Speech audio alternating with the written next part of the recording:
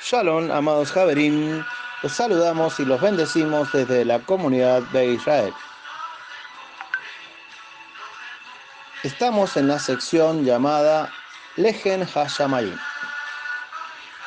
En esta oportunidad veremos el resumen y los puntos más importantes de la porción de estudio con el nombre Metzorah, la cual se encuentra en el libro Vayikra y abarca desde Vayikra capítulo 14 versículo 1 hasta el capítulo 15 verso 33. Hacemos una introducción y decimos: el Eterno pone su morada en medio de los hijos de Israel, es decir, su presencia divina implica que los hijos de Israel vivan en una vida de santidad, tal cual lo dice Vayikra 27.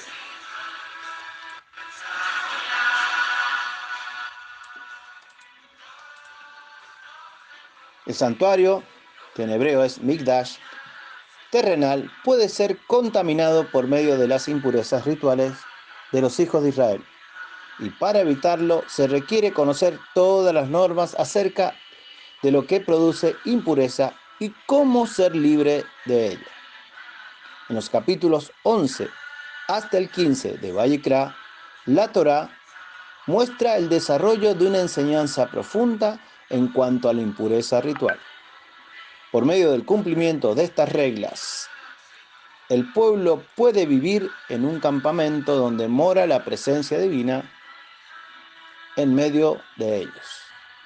El capítulo 11 habla de la prohibición de comer animales impuros, ya que el tipo de impureza que es producida por medio de esos alimentos no pueden ser eliminados por medio de ritos de purificación, porque la impurificación es más grave que el resto de los hechos.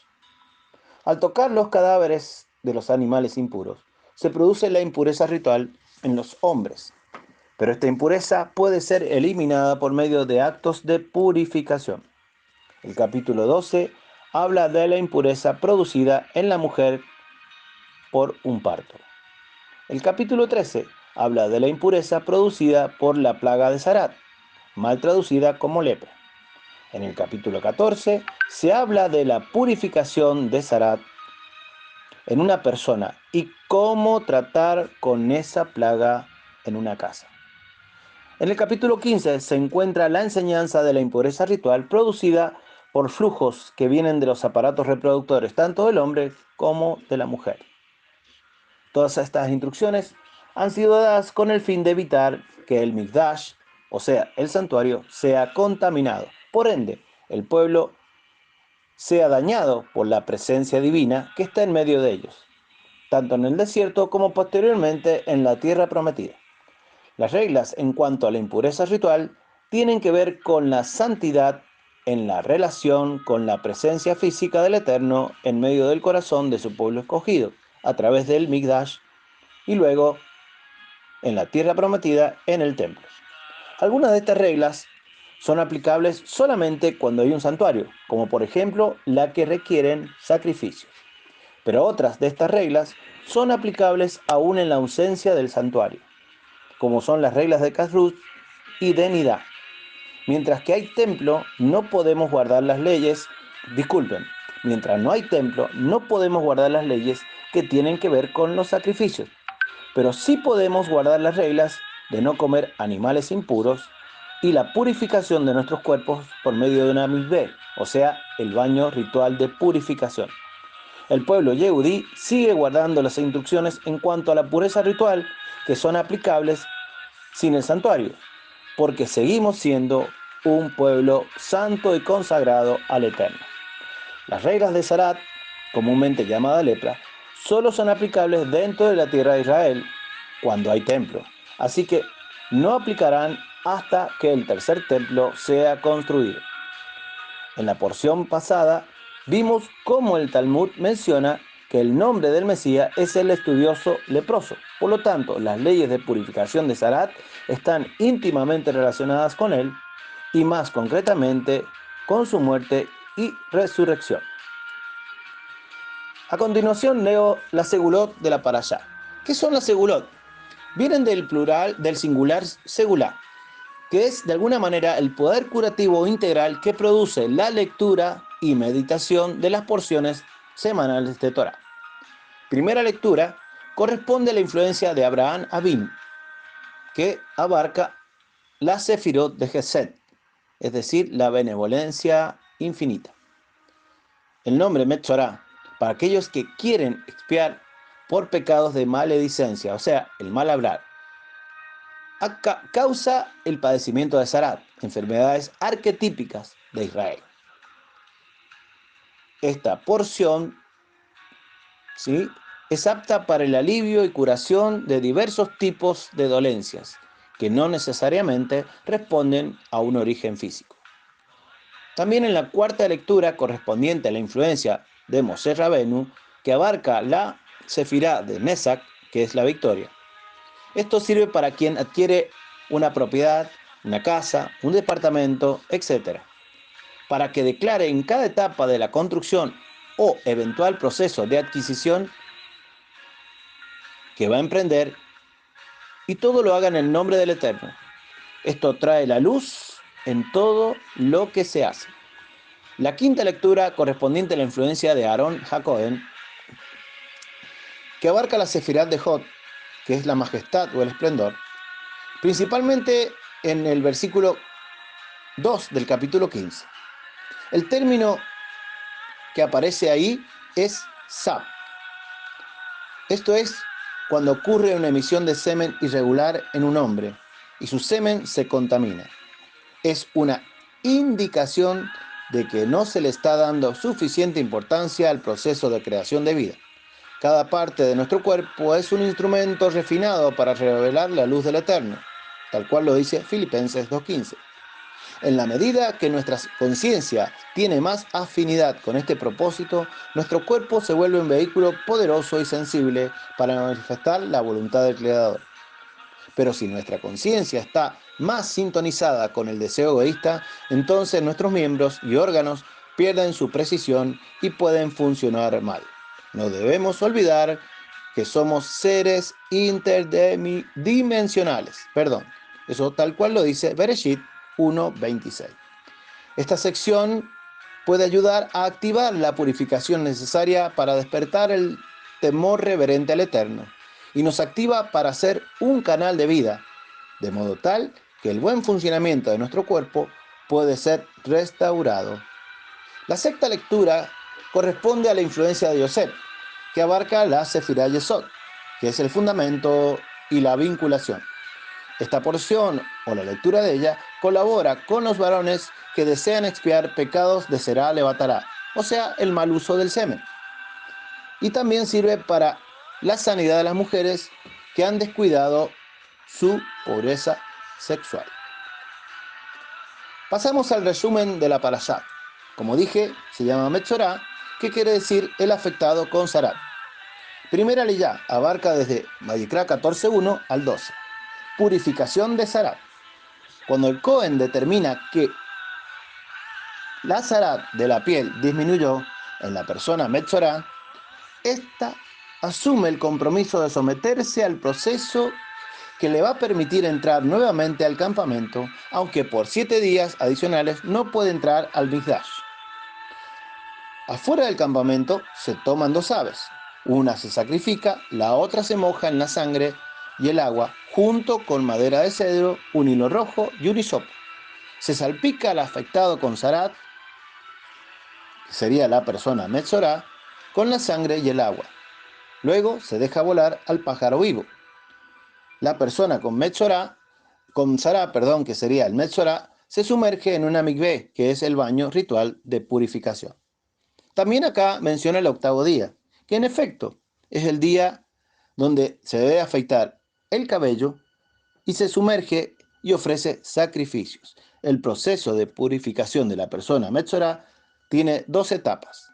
La primera etapa se hace fuera del campamento o de la ciudad. Y la segunda, después de 7 días, se hace en un segundo proceso en el 8º día. El proceso de purificación del Metzorá es único y tiene 3 elementos inusuales. Primero, se toman 2 aves fuera de la ciudad, se mata una y la otra se deja libre.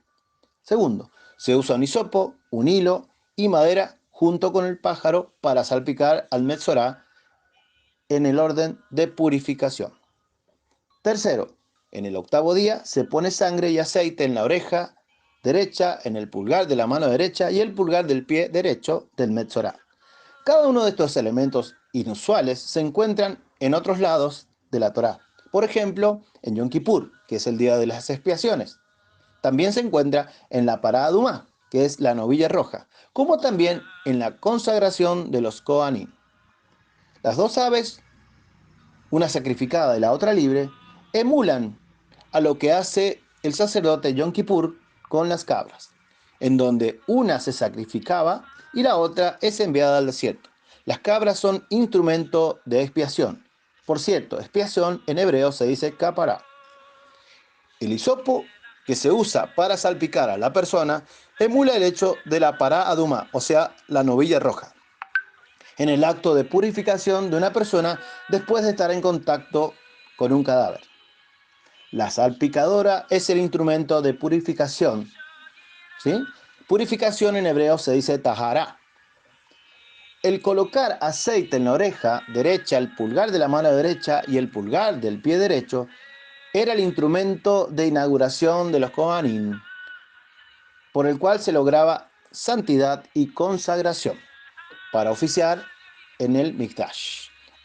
El proceso de santidad se llama Kedushá y es una energía poderosísima que solamente está en medio del corazón de Israel. La purificación del Metzorá es la capará. Capará quiere decir cobertura por rescate o expiación. Eso se hace en el día de Yom Kippur. La Tahará, que es el lavado ritual de purificación, corresponde a la Pará Adumá, la novilla roja, y la Kedushá, que es la consagración o la santificación, corresponde a la inauguración de los Kohanim. Podríamos decir que el padecimiento de la persona Metzorá es el acto de desconexión de la esencia divina. Ese acto de desconexión lo conocemos como Tumá y es muy dramático. Se lo manda completamente fuera del campamento. El reingreso al campamento y luego al Mikdash es también un acto dramático, ya que describe los elementos y procesos de expiación de Yom Kippur, así como los elementos de purificación de la Pará Adumá y los elementos de la inauguración y consagración en santidad por parte de los Kohanim. Con ello podemos tener una noción práctica de lo que implica la tumá, que es la impureza ritual, que es la desconexión de la esencia divina, teniendo siempre muy en cuenta que el Mikdash, el santuario, es el encuentro permanente del ser humano con la Shekinah. La presencia divina, Shekinah, nos induce a este encuentro, de manera que siempre somos invitados a acercarnos a lo divino, debido a la visión celestial que tiene el Eterno de los seres humanos como un acto majestuoso, noble y digno, tal cual lo dice Yirmiyahu 29:11. En el caso de aquellos que deseamos el apego, que en hebreo es Debekut, con la luz de Hashem, de alguna manera somos merecedores de su invitación a participar de su naturaleza divina, tal cual lo dice Kefas en su segunda epístola, capítulo 1, versículo 4. Tumá, que quiere decir impurificación, es el encuentro constante con situaciones de vida que dañan nuestro sentido de nobleza y dignidad.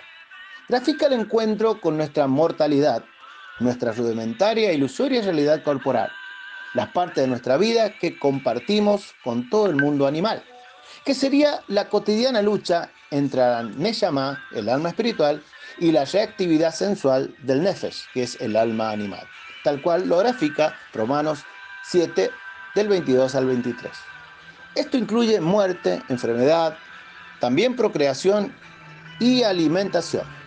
Nuestra nobleza reside en nuestra condición humana única, en nuestra comunicación en nuestra naturaleza social, que sería la verdadera toma de conciencia por la cual aceptamos que somos imagen del Eterno, llamados a alcanzar su semejanza. La dignidad y nobleza del Metzorá, persona con Sarat, es dañada por la naturaleza pública de las lesiones, la descoloración de la piel, es decir, que la noble naturaleza de su cuerpo es dañada por la necesidad de aislamiento, que significa la pérdida de interacción social. Debemos tener muy en cuenta que los seres humanos somos sobre todo seres sociales, de manera que el aislamiento temporal o permanente es semejante a la desconexión con el Eterno, tal cual lo puede graficar la primera carta de Yohanan, capítulo 4, versículos 20 y 21. El alma de quien se aísla socialmente experimenta de alguna manera la impurificación de muerte, es decir, que el periodo de cuarentena y confinamiento solitario del Metzorá, persona que padece Sarat, hecho físico producto de su Lashon Hará, es decir, su manera de hablar maliciosa. Lashon Hará quiere decir lengua maliciosa. Es similar a experimentar un cierto estado de muerte. Esto implica un doble golpe a nuestra dignidad humana. Por un lado, el sufrimiento de la vergüenza, de las manchas visibles de la piel, y por el otro, la necesidad del aislamiento social. Para recobrar esta elevada dignidad se necesita el acto de expiación, que en hebreo es capará, y el de purificación, que en hebreo se dice tahará, que son dos procesos de renovación y limpieza divina. Capará y tahará son claras señales del amor incondicional y gracia divina del Eterno a favor de Israel. El amor divino por el ser humano por parte del Creador se expresa en su disponibilidad de acercarse a nosotros, de perdonarnos y limpiar nuestro pasado. Capará y tahará, que son expiación y purificación, son la afirmación del amor eterno hacia el ser humano que desea apegarse a su Torá de vida. Desde este concepto podemos comprender mejor el acto de obediencia total al propósito del Elohim vivo, tal cual lo dice Filipenses 2, del 5 al 8. De parte de Yeshua HaMashiach, el Hijo del Hombre, Yeshua Ben Adán, quien asumió el estatus de Metzorá total y voluntariamente, siendo su acto sacrificial la extraordinaria muestra del eterno amor de Abba Kadosh, según Juan 3:16. Segunda lilla, abarca desde Vayikra o Levítico 13 al 20. Esta ascensión trata la secuencia del acto sacrificial, la sangre que se pone en la oreja derecha, el pulgar de la mano derecha y el pulgar del pie derecho del Metzorá. Se salpica aceite frente a la cortina y su aplicación en la oreja derecha, pulgar de la mano derecha y pulgar del pie derecho del Metzorá. Con este acto, el Cohen suministra capará, o sea, expiación, para el Metzorá, para lograr su purificación. La ubicación inusual de la sangre y el aceite en la oreja, el pulgar de la mano y el pulgar del pie son elementos prestados de la inauguración de los Kohanim y el Mikdash, que sería, por así decirlo, la entrada a la Kedushá, que es la santidad y la consagración. La persona Metzorá es equiparada o por lo menos asociada con la santidad de los Kohanim. Haciendo esto, la Torá afirma que todos estamos dotados de santidad y que nuestro propósito es muy elevado. La persona Metzorá puede renacer de este complicado proceso de Tará habiendo afirmado nuevamente el estado digno y elevado del ser humano, amado por el Creador, dotado de Kedushá. En este estado nuevamente afirmado puede encontrarse de nuevo en el Mikdash, o sea, el santuario, el lugar de la presencia, como los dignos son llamados por la Shekinah. Tercera ley va desde Vayikra 14, 21 al 32. La conciencia divina es una conciencia de justicia restitutiva, la cual es sobre todo una conciencia de justicia social, Sedaká. Si alguien es incapaz de poder pagar el sacrificio indicado más arriba, que se trae en el acto en el octavo día, para el Metzorá, entonces se ofrecía una alternativa menos costosa, usando aves en lugar de los sacrificios animales comunes. Se hace todo el proceso delineado arriba para proveer expiación y purificación para la persona Metzorá. Con ello vemos que la posibilidad de restaurar la conexión, acercamiento y apego al cielo es accesible para todo ser humano que verdaderamente lo desee de corazón. Cuarta liyá, Vayikra 14:33 al 53. En la tierra de Israel, las casas también están sujetas a Zarat. El Cohen examina las señales. Si declara Zarat, todo lo que se encuentra en la casa es tamé, es decir, impuro ritualmente. Por lo tanto, hay que sacar todo a la vista antes de la inspección y declaración del Cohen. Si las señales se esparcen durante los 7 días siguientes, el Cohen ordena la eliminación y el reemplazo de las piedras. Si el esparcimiento persiste, el Cohen puede ordenar que se derribe la casa. Si el Cohen declara la casa tahor, o sea, pura y apta, se toman 2 aves, se sacrifica una, se sumerge la otra en la sangre y madera de cedro con un hilo rojo y un hisopo. Luego se libera el pájaro, que es la sombra del acto sacrificial de Yeshua HaMashiach a nuestro favor. Una persona puede volverse tamé, impuro ritualmente, si está en una casa con Zarat. Vemos que la entrada al Mikdash, lugar de la presencia, requiere que cada uno reconozca el estado de nobleza en su vida. Sin embargo, debemos tener muy en cuenta que nuestra vida cotidiana, en permanente contacto con la realidad ilusoria, daña nuestra nobleza, por lo cual muchas veces la subestimamos por omisión, otras veces sin intención y muchas veces con intención. Pero también pasa que se nos ofrece la vida en una fuente dorada, exagerando la percepción de nosotros mismos, tal cual lo dice Romanos 12:3. Comprendemos que somos nobles, pero no por nuestras posesiones materiales, sino más bien por nuestro esfuerzo diario de obediencia y apego a la Torá de vida. La nobleza es más bien por lo que somos y no por lo que tenemos. Nuestras casas pueden ser la fuente de la nobleza como también la fuente de la arrogancia. En medio de este mundo moderno, que es el sistema imperante, sabemos muy bien que la fabulosa riqueza de nuestros tiempos puede distorsionar nuestra sana autopercepción. La verdadera dignidad humana no se evidencia ni en la impactante visión de una casa finamente decorada, como tampoco en la de una humilde casa modesta, sino más bien se trata del deseo voluntario de obediencia a la verdad de la Torá y el apego al cielo. Una roncha sobre nuestra casa impurificó nuestra dignidad humana, convirtiéndola en arrogancia. Esa es la señal de que aún el Yetzer Hará, o sea, la tendencia al mal, influye en nuestro deseo. Por eso, en Israel, nadie está libre de ser una persona metzorá. Ese cuidado lo tendremos a lo largo de toda nuestra existencia física actual, mal que nos pese. Quinta liyá, Vayikra 14:54 al 15:15. Aquí vamos a destacar la palabra Zap. Se escribe con Z-A-B corta. Y se refiere a un hombre que tiene una eyaculación inusual de su miembro de procreación. Vuelve tamé, o sea, impuro ritualmente, a otro ser humano y requiere un proceso de purificación con la ofrenda de 2 aves, al final de 7 días. Con esto vemos la importancia y cuidado que debemos tener los hombres debido a la será levatará, es decir, el derrame de semen en vano. Eso lo podemos ver también en Misle, que es Proverbio 5 del 16 al 18. Secta liyá, Vayikra 15:16 al 28. La eyaculación regular de un hombre produce tumá, impureza, de bajo nivel. Y por otro lado, la anidá, que es el sagramiento menstrual regular de una mujer, la vuelve tamé, que es impura, por 7 días, transfiriendo su tumá a otros, inclusive a través del tacto. Aquí destacamos la palabra saba, Z-A-V-A.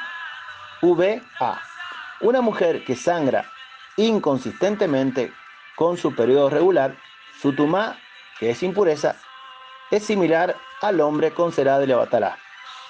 Ella cuenta 7 días antes de volverse tahor, que es pura o apta. La procreación también puede llevarnos a una autopercepción exagerada.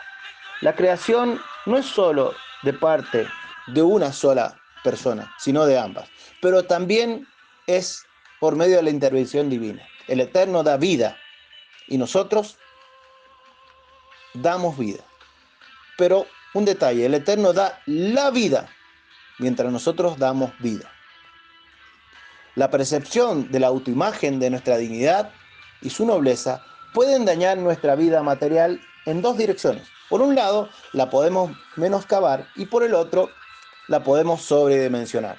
Eso es debido a que tanto la secreción fuera de propósito del semen, así como de la sangre, atentan contra nuestra emuná, que sería nuestra certeza.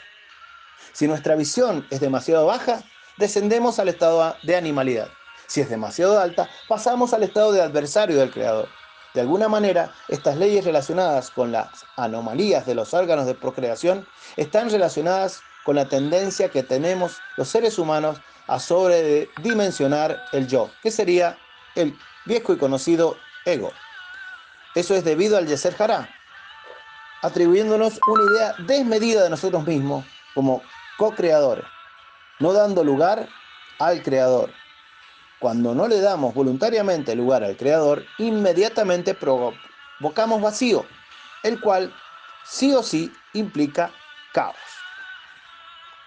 Séptima leyá, Vallecra 15:29 al 33. Se traen korbanot, que son acercamientos comúnmente conocidos como ofrenda, con la suspensión de estos sangramientos inusuales. Las leyes de Tumá,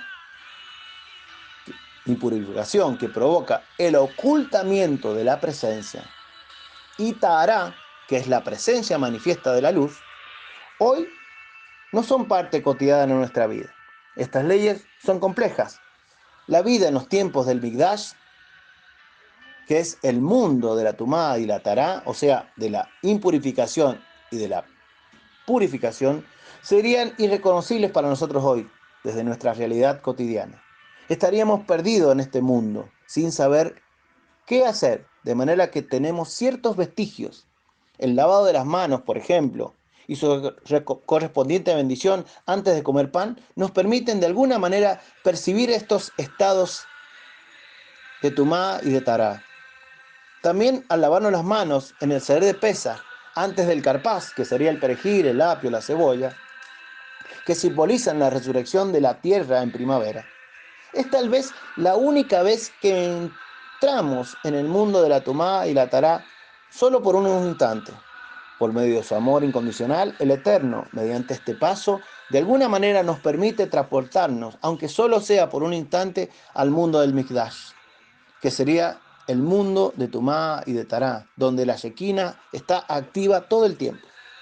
En este tiempo de Pesaj, la porción Metzorá, que sería el leproso, nos recuerda que más allá de todo ritual físico de purificación, que con buena intención y voluntad hacemos, es de alguna manera insuficiente para posicionarnos ante la majestad y la presencia del Eterno. Y de no ser por la obra de Yeshua HaMashiach, el amoroso Metzorá, nos sería imposible acceder al nivel espiritual adecuado para traspasar el portal de la redención que oportunamente se abrirá ante nosotros precisamente desde el 14 al 21 de Nisan. Por eso, hoy más que nunca, debemos valorar las palabras del Rab Shaul, que nos revela en 1 Corintios 5, 7 al 8, diciendo: límpiense pues de la vieja levadura para que sean nueva masa, sin levadura, como son. Porque nuestro Pesaj, que es Mashiach, ya fue sacrificado por nosotros. Así que celebremos la fiesta con la vieja levadura, no con la vieja levadura, perdón, ni con la levadura de malicia y maldad, sino con panes sin levadura de sinceridad y verdad. Personalmente concluyo brevemente que el proceso de Metzorá se basa en la sinceridad de las palabras fundamentadas en la verdad de la Torá, por medio de las cuales construimos verdaderas relaciones humanas y relaciones divinas. A no aflojar, vamos por más.